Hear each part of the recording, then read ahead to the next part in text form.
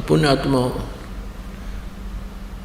अब ये जो ध्यान लगाते हैं ना हठ योग या कोरी दुर्गति है जीव की, जैसे ये राधा स्वामी वाले धन धन सतगुरु वाले बताते हैं ना, और ये जय गुरुदेव वाले 2.5 घंटे सुबह 2.5 घंटे शाम, ये तो बकवाद हैं, ये ना समाधा लगता है इनका कुछ भी, इनका ज्ञान न गलत है। वो तो वर्षों तक तो इसका अभ्यास प्रैक्टिस किया जाता है, दिन रात बैठ करके। पहले अच्छे स्वस्थ शरीर थे, मौसम ठीक था, और पहले एक श्वास उश्वास की क्रिया करके और सूक्ष्म श्वास बनाकर इस शरीर को साधा जाता था, और अंदर इस शरीर में एक अमृत बनता है अपने आप, और उसको शरीर में ही प्रयोग किया जाता था। उस क्रिया को करके उसको अमृत क्रिया बोलते थे। ये तो नकली हैं जो अब वर्तमान में बता रहे हैं, इनकी किसी की अमृत क्रिया नहीं हो रही। तो उसके बाद क्या होता था, अमृत क्रिया चालू हो जाती थी तो निराहार रह सकता था वो व्यक्ति कई वर्षों तक। तो फिर वो एक स्थान पर बैठते, यानी ये खाड़े करा करते। जब इनकी लाख लाख वर्ष की उम्र थी उस समय की, ये पाँव पीट रहे हैं और हाथ इनका कुछ आया नहीं, क्योंकि साधना गलत थी। तो फिर वो बैठ जाते थे। इस शरीर के अंदर चैनल लगे हैं, मूल कमल, हमारी रीढ़ की हड्डी जो बैकबोन है, इसके अंदर की तरफ जहाँ ये एंड होता है नीचे गुदा के पास, इसकी एंड से 2 उंगल ऊपर अंदर की साइड में ये मूल कमल है, गणेश जी का वास है। उससे 2 उंगल ऊपर यानी 1 इंच ऊपर ये ब्रह्मा जी का कमल है, जिसको स्वाद चक्र बोला है संत लैंग्वेज में। उसके बाद फिर नाभि सुंडी जो है, इस नाभि के सामने पीछे और बैकबोन के अंदर की तरफ वहाँ एक कमल है जिसको नाभि चक्र बोलते हैं, विष्णु और लक्ष्मी जी का वास है। और फिर हृदय कमल है, ये दोनों सतनों के बिल्कुल सेंटर में, और इस दिल में नहीं, यहाँ हृदय माने मध्य बोलते हैं। और बैकबोन के साथ में पीछे को एक हृदय कमल है, उसमें शिव और पार्वती का वासा है। और ऐसे ये कंठ कमल है, ये कंठ है, इसके बैक में, यहाँ नहीं, इसके बैक में जहाँ ये हड्डी बैकबोन थोड़ी सी मुड़ जाती है, इसके अंदर की तरफ वहाँ एक कमल है, उसका 16 पंखड़ी हैं उस कमल का। और इस प्रकार हमारे शरीर में ये कमल बने हैं। जिस भी किसी क्रिया से, मंत्र हैं इनके जो आपको दे रखे, इन्हीं के मंत्र हैं, ये पूजा नहीं है, ये इनकी साधना है, मजदूरी है।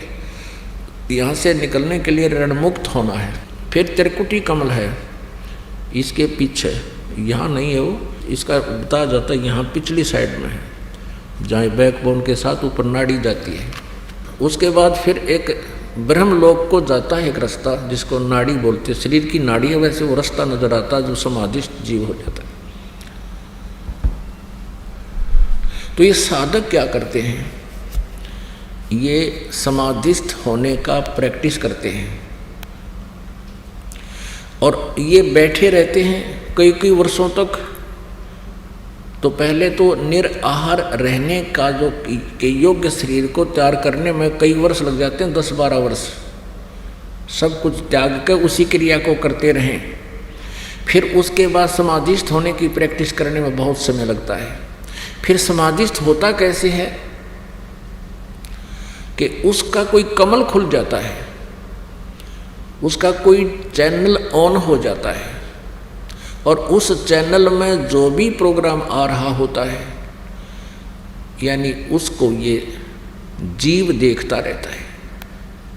तो यहाँ क्या कर, अब तभी तो ये बैठा रहता ना, तो 1 मिनट भी ना बैठा जाए इस पर, 10 मिनट ना टिक यो मन पापी, समाधि लान दे। सुमन करते हो आप भगवान का जो सही सिमरन है, आपका कितनी देर टिका है यू, जब वह भागने की तैयारी करता है 100 बात याद दिलावे है और उठा ले जाओ मन माना करा कि धक्के खुआवे।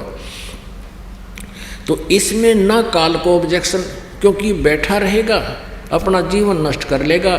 चाहे तो यहाँ सिनेमा देख लो, फिल्म टेलीविज़न पर, और चाहे शरीर में देख लो, दोनों टाइम वेस्ट करने वाली बात है।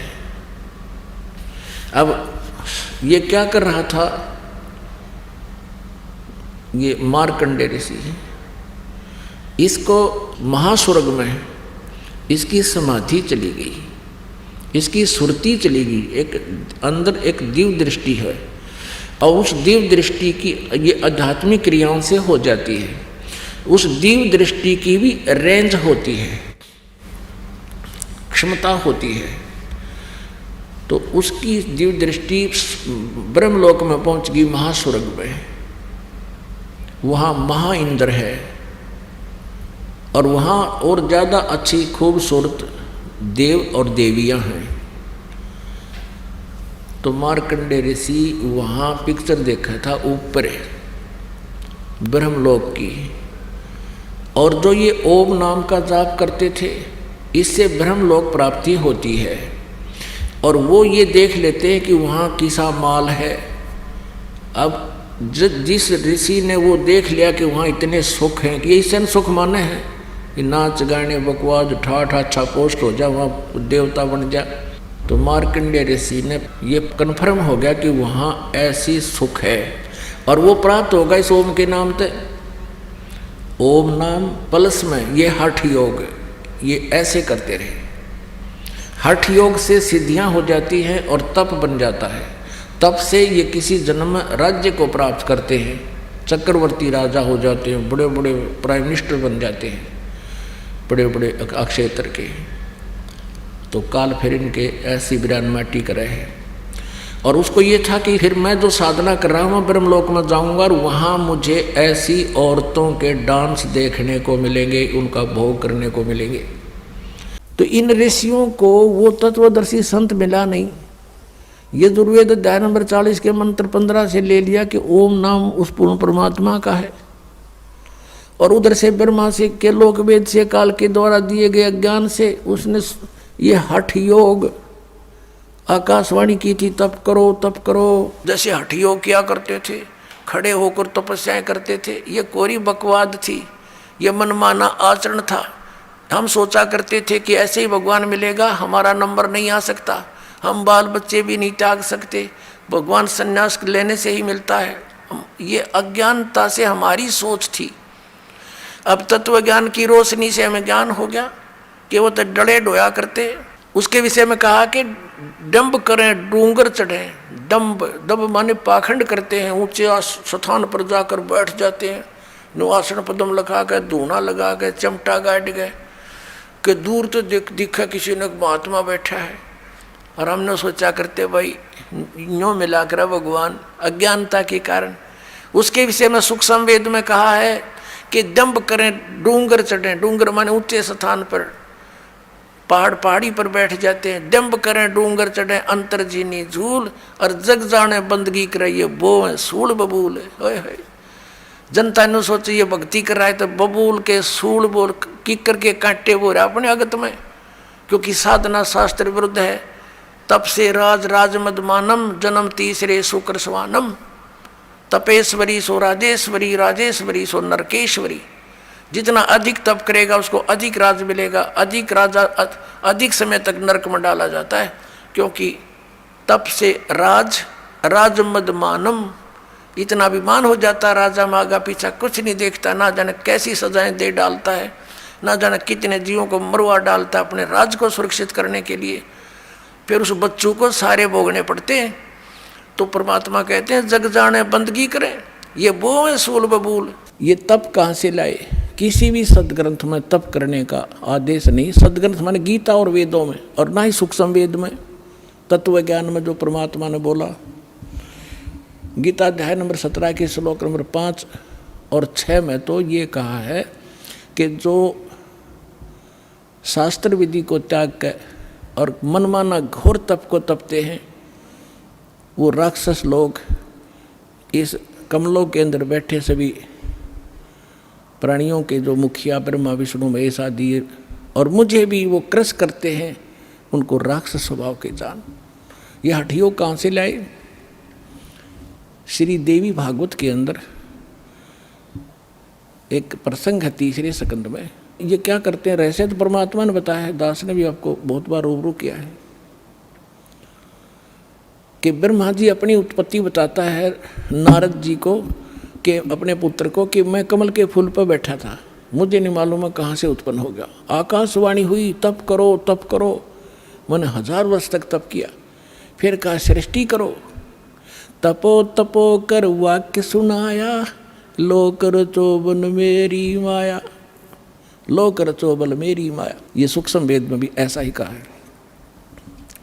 तो ब्रह्मा जी ने कहा कि आकाशवाणी हुई कि तप करो। मैंने 1000 वर्ष तप किया। फिर कहा सृष्टि करो। अब पहले इनके अंदर सिद्धियां पैदा कर लेता है काल, इनको एटम बम बनाता है, रिमोट इसके हाथ में रहता है। तो ये ब्रह्मा जी ने सोचा कि ये परमात्मा पूर्ण ब्रह्म की आकाशवाणी है, तप करो। और बाद में उसको वेद मिले। वेदों में तप का प्रावधान नहीं है, तो इसने वो काल की अलग से वाणी जो थी वह भी साथ अपने अनुयायियों को, अपने वंशजों को, ब्राह्मणों को दे दी कि तप भी करो, ओम नाम का जाप करो। तो यहाँ इन ऋषियों ने कुछ अज्ञान कुछ ज्ञान, जैसे ब्रह्मा जी से प्राप्त ज्ञान से हठ योग शुरू करा। ब्रह्मा जी ने बताया कि मुझे परमात्मा की आकाशवाणी, मैंने 1000 वर्ष तप किया। फिर आकाशवाणी हुई कि सृष्टि करो। तो ये भी उन्होंने परम अक्षर ब्रह्म की वाणी मान ली, या थी काल की वाणी आकाशवाणी। और उधर से ओम नाम वहाँ से ले लिया। गीता जी अध्याय नंबर 4 के श्लोक नंबर 8 में लिखा कि अर्जुन, यदि तू हट करके बैठ गया एक स्थान पे तो तेरा निर्वाह कैसे चलेगा। तो कहने का भाव यह है कि हठ योग नहीं करना, किसी भी शास्त्र में नहीं लिखा है। अब आपने सुन लिया, यजुर्वेद अध्याय नंबर 40 के मंत्र नंबर 15 में स्पष्ट किया है कि ओम कर्तु समर, केलवे समर और कर्तुम समर। ओम नाम का जाप काम करते करते सिमरण करो, विशेष कसक के साथ सिमरण करो, अपना मनुष्य जीवन का प्रथम कर्तव्य मूल कर्तव्य जानकर सिमरण करो। हठ योग एक स्थान पर बैठकर करने को नहीं कहा। ऐसा नहीं है कि जैसे आप बैठे हो तो बैठ के भी कर लो, समय काम नहीं है, कोई दिक्कत नहीं, लेट कर कर लो, चलते कर लो, बैठते हो। जैसे सूक्ष्म वेद में कहा कि नाम उठत नाम बैठत, नाम सोवत जागबे, नाम खाते नाम पीते, नाम से ती लागबे। तो इस प्रकार ये साधना तो इस तरीके की है, ये वेदों अनुसार यानी सदग्रंथों में तो ये सहज साधना है, सहज साधना, सिंपल वर्शिप।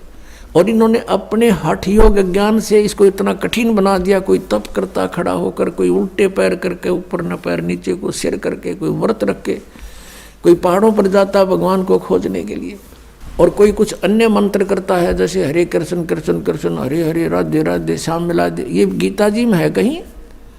तो गीता जी में जो लिखा है वो साधना है भक्ति की। उससे छोड़कर जो साधना या मंत्र हम करते हैं वो शास्त्र विधि को त्याग कर मनमाना आचरण है, वो यूजलेस है। गीता जी अध्याय नंबर 16 के श्लोक 23 में कहा कि अर्जुन, जो शास्त्र विधि को त्याग कर मनमाना आचरण करते हैं न तो उनकी गति हो सकती, न उनको सुख हो, ना कोई सिद्धि प्राप्त हो सकती, यानी यूजलेस।